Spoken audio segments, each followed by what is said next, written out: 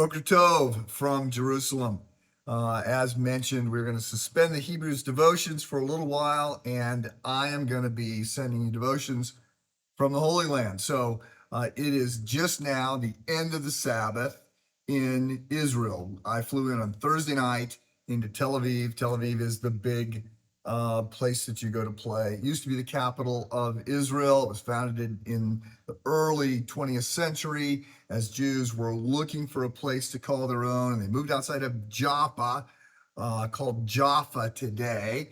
Jaffa is where Jonah went when he was supposed to be going to Nineveh. He went to Jaffa, got on a boat, and took off, and that's when you get the whale.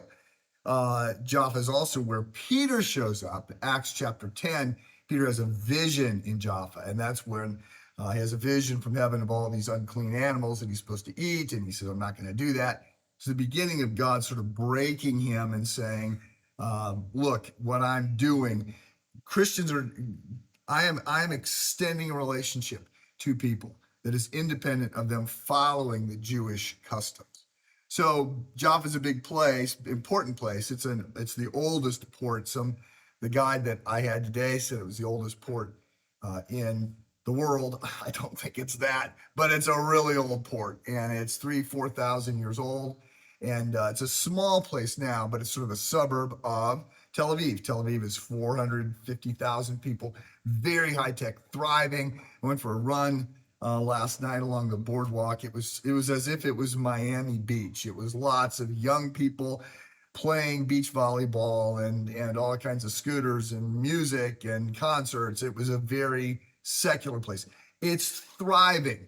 One of the things that I think we need to understand about Israel, people go to the Holy Land, I say, you're going to be surprised at how small it is, at how safe it is, at how complicated and political it is.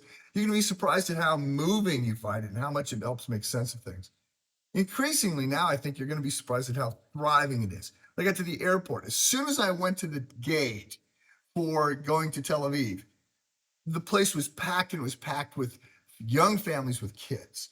And then on the plane, lots of young families with kids. And then you walk in Jerusalem, especially. Tel Aviv has less, it's more secular, less children.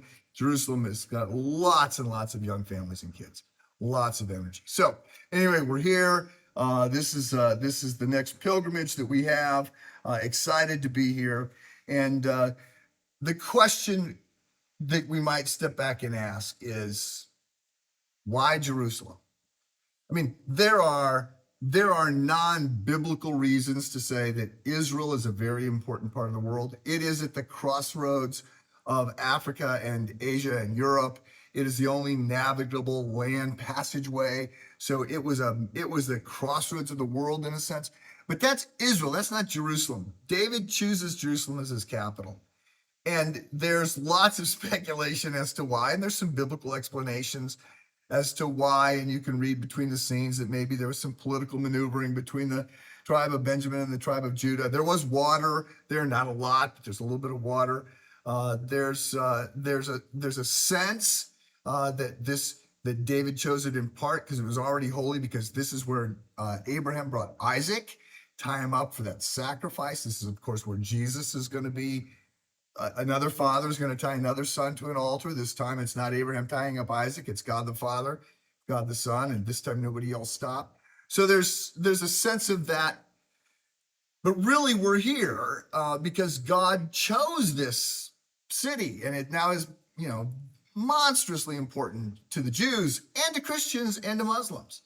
And there's a sense in which it all goes back to Genesis chapter 12, verse 1, where the Abrahamic covenant begins, where we have that passage where God says to Abraham, who's in Haran, he's sort of in the middle of the Fertile Crescent, he's a semi-nomadic shepherd, and God says, leave this land of your fathers and go where I am going to send you, and I'm going to give you descendants, and I'm going to give you land, and I'm going to bless the world through you. And so we start in Genesis chapter 12, we start this Jewish story. Interestingly, it's back when you get to Jaffa that the Jewish story starts to become a story for everybody in the whole world. But we're here. I'm going to be trying to interpret some of these things that many people call Israel. They call it the fifth gospel. They say the rocks, the land.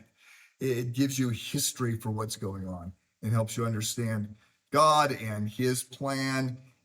This isn't the biblical story is not a long time ago in a faraway land.